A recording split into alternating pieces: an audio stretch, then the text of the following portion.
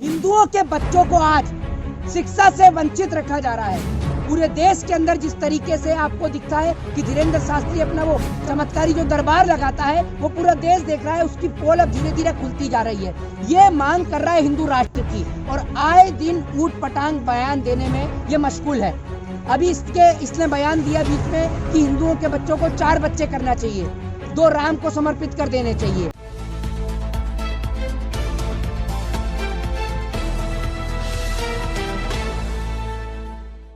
द्वारा हिंदू राष्ट्र की मांग चल रही है। उसी तरह मुस्लिम जो बड़े नेता है जैसे तौकीर रजा, मौलाना तौकीर रजा ने भी मुस्लिम राष्ट्र की मांग की है, जिन्हें उस पर FIR हो गया, लेकिन अभी तक धीरेन्द्र शास्त्री पे FIR नहीं हुआ। किस तरह देख रहे हैं? देखिए, मैं आपको बता दूं कि भारतीय जनता पार्टी की मंशा स्पष्ट है।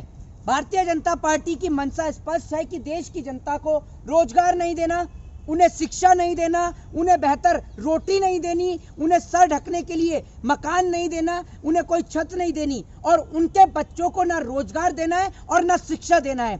सुबह उठाना है और RSS में भेजना है लाठी और डंडे लेकर, दोपहर को बजरंग दल के प्रदर्शनों में जाना है और शाम होते होते सिर्फ इस चीज पे नजर मारनी है कि कौन सी मस्जिद के नीचे मंदिर है या कौन सी मस्जिद पे विवाद खड़ा करना है। हिंदुओं के बच्चों को आज शिक्षा से वंचित रखा जा रहा है।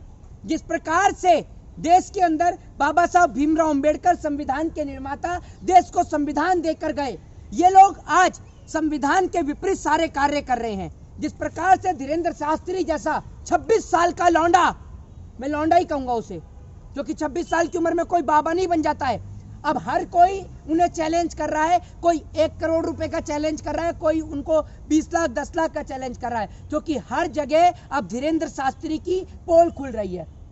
पूरे देश के अंदर जिस तरीके से आपको दिखता है कि धीरेन्द्र शास्त्री अपना वो चमत्कारी जो है वो लगाता है, क्या कहते हैं उसको, मंडप बोलते हैं, वो चमत्कारी दरबार, चमत्कारी जो दरबार लगाता है वो पूरा देश देख रहा है, उसकी पोल अब धीरे धीरे खुलती जा रही है। ये मांग कर रहा है हिंदू राष्ट्र की और आए दिन ऊट पटांग बयान देने में ये मशगूल है। अभी इसने बयान दिया बीच में कि हिंदुओं के बच्चों को 4 बच्चे करना चाहिए, 2 राम को समर्पित कर देने चाहिए।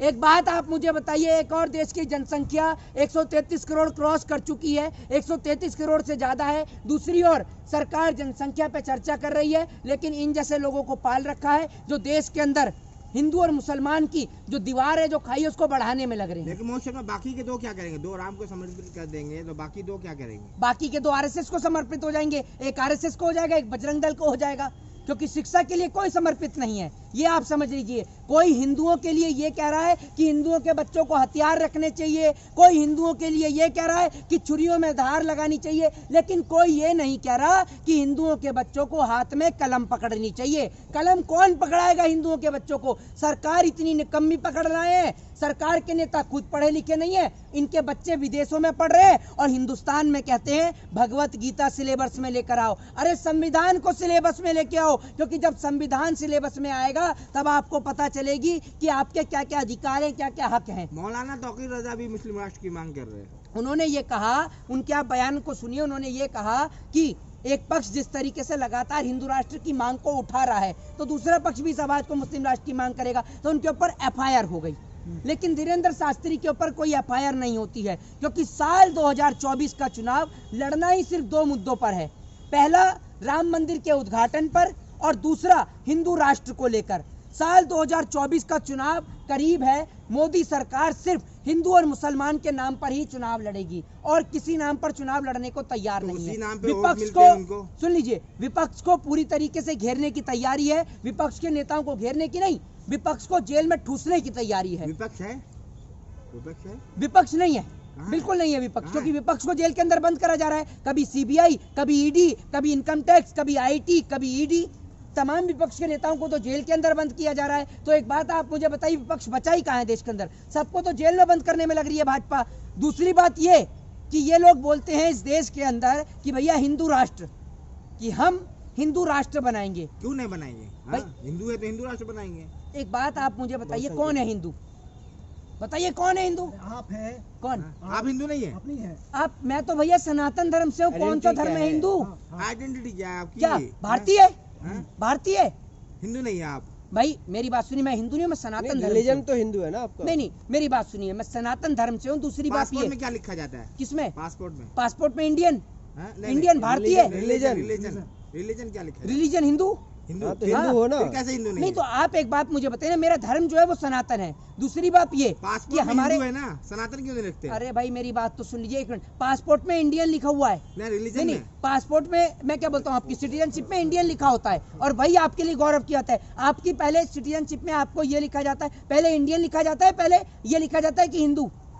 ये बताइए, पहले इंडियन लिखा जाता है पहले हिंदू? हिंदू वर्ड है कि नहीं उसमें, ये बताइए। मैं पहले पूछता हूँ आपने कहा आपसे सनातनी है, हिंदू का आपने खंडन किया है। भैया, मैं तो ये कहता हूँ कि मैं पहले भारत देश का नागरिक हूँ, पहले भारत देश का नागरिक, और मेरी आइडेंटिटी भारतीय है, मेरे को तो भारत देश का नागरिक होने पे गर्व है। तो मेरा सवाल ये है कि आप हिंदू हो कि हिंदू राष्ट्र का खंडन कर रहे हैं? भैया मैं तो संविधान वाले राष्ट्र को समर्पित करता हूँ अपना जीवन।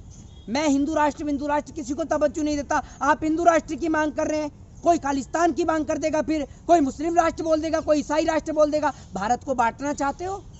अरे आप जिस तरीके के ख्यालात के लोग हैं, जो हिंदुस्तान के टुकड़े, भारत के टुकड़े करने की सोच रहे हैं, आपकी ये मंशा कभी पूरी नहीं होगी।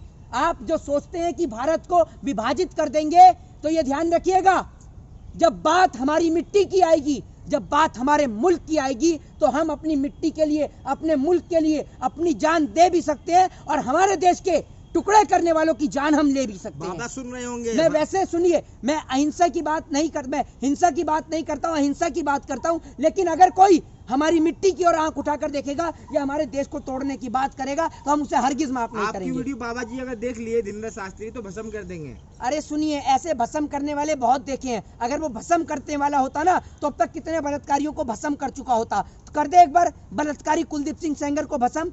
वो देख तो रहे हैं, चिन्मयानंद साल 2019 से लापता है, भगा हुआ है। कहाँ है चिन्मयानंद? जरा बताए तो कौन सी पार्टी का है चिन्मयानंद? जरा तो पता चले। नित्यानंद कहाँ है? कहाँ है राम रहीम?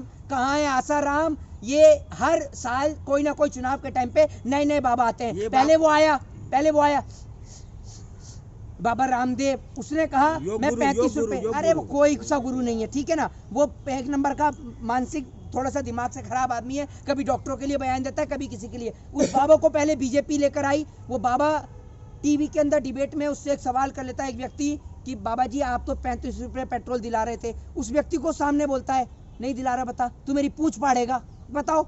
ये बाबा रामदेव बोलता है। अब आप सोचिए ये बाबा कहां से हो गया? किस बाबा को आपने इस तरीके की भाषा का प्रयोग करते हुए देखा है? ये बताइए ना, धीरेन्द्र शास्त्री नागपुर से क्यों भागा? इस सवाल का जवाब दीजिए। क्यों नहीं देते आप? भाई कहाँ थे वो? नहीं, धीरेन्द्र शास्त्री नागपुर से क्यों चला गया था? प्रोग्राम, नागपुर में जब उसका प्रोग्राम था तो नागपुर में तो जल्दी प्रोग्राम, पहले क्यों नहीं आए जो ऐसे लोग? अरे भैया पहले मेरी बात तो सुन लीजिए। वो पहले जल्दी खत्म करके क्यों चला गया? वो तो वहाँ पहुंचे। नहीं, उनका और दूसरी बात ये है कि धीरेन्द्र शास्त्री पे अगर चमत्कार और कला है, तो जो 1-1 करोड़ रुपए लोग देने को तैयार हैं, वो 1 करोड़ रुपया ले लेना आकर, जो इनाम के रख रहे हैं। क्यों नहीं लेता है? पैसे के लिए नहीं भाई, समाज की सेवा के लिए, देश की सेवा के लिए समाज दे की रहे सेवा में तो उसके यहाँ पर फ्री में एंट्री हो जाती है धीरेन्द्र शास्त्री के दरबार में? बताइए, नहीं होती है। फ्री में फ्री एंट्री में ही होती है? नहीं, फ्री में एंट्री हैं? होती है, फ्री में होती है। फ्री में एंट्री है। वो जो उसका चमत्कारी दरबार लगता है ना, पर्ची कटती है फ्री में, आपकी कटी समझे? है। वो तो श्रद्धा है, लंगर के लिए, वो तो लंगर श्रद्धा है लोगों की। हैं? लंगर के लिए, लंगर कौन सा लंगर खिला रहा है? लंगर में तो बड़ा काजू बादाम की रोटी दे रहा है। आप खा के आए हो लंगर? अरे कैंसर अस्पताल बता रहा है अभी, हैं? कैंसर अस्पताल बता रहा है। कैंसर का अस्पताल इसके घर पर नहीं होगी। ईडी और सीबीआई की रेड सुन रहे हो पत्रकार? सुन रहे हो? सुन रहे हो पत्रकार? देख रहे हो विनोद? सुन रहे हो पत्रकार? देख रहे हो विनोद? इनके यहाँ नहीं होगी सीबीआई ईडी की रेड, क्योंकि ये हैं भाजपा के दलाल, ठीक है, और अपने आप को बताते हैं ये गंगा का लाल, ठीक है। बीजेपी की खाते हैं दलाली और होठों पे लगाते हैं लाली, समझ रहे हो? जनता का उतार रखा है इन्होंने कच्चा। उसके बाद मोदी जी कहते हैं देश में सब कुछ है अच्छा। अब आप बताइए कैसे अच्छा है भैया? कैसे अच्छा है देश में? ना आपका पर्ची निकल जाए। अरे मेरी पर्ची सुनिए, मेरी पर्ची निकालने वाला परमात्मा है, ठीक है। एकमात्र जिंदगी में मौत ही एक ऐसी चीज है जो आज तक किसी को धोखा नहीं दिया, ठीक है, और वो सबकी आनी है एक न एक दिन। ये जो हिंदू राष्ट्र, मुस्लिम राष्ट्र, सिख राष्ट्र, ईसाई राष्ट्र को लेकर देश का तोड़ने का प्रयास कर रहे हो ना, ये मनसा आपकी हरगिज पूरी नहीं होगी। आप इस देश के कभी टुकड़े नहीं कर पाएंगे, क्योंकि जब तक हम जैसे लोग इस देश के अंदर जीवित है। हम जैसों से मतलब कि कई लाख कई करोड़ लोग आज भी देश में ऐसे हैं जो बाबा साहब भीमराव अंबेडकर के संविधान से प्रेम करते हैं और वो इस देश को टूटने नहीं देंगे हिंदू राष्ट्र के नाम पर। अच्छा मोहित शर्मा, धीरेन्द्र शास्त्री अगर हिंदू राष्ट्र बनाने में कामयाब हो जाते हैं तो कहाँ मुँह छुपाते फिरेंगे आप? धीरेन्द्र शास्त्री गवर्नर है या प्रधानमंत्री है? जो ये बताइए प्रयास कर रहे ना। हैं, अबे भैया, धीरेन्द्र शास्त्री जैसा बाबा हर चौक चौराहे पे बैठा है, ठीक है। अब एक बात आप मुझे बताइए, कल को तो धीरेन्द्र शास्त्री ये कह दे आपने, अब सुनिए, धीरेन्द्र शास्त्री के पास तो कोई कला नहीं है। मैं आपको एक जादूगर का नाम बताता हूँ जिनका नाम था पीसी सरकार। नाम सुना होगा आपने, ठीक है ना? आपको पता होगा उन्होंने कुछ मिनट कुछ सेकंडों के लिए ताजमहल तक को गायब कर दिया था। उनके बेटे ने, पता है आपको ये बात है?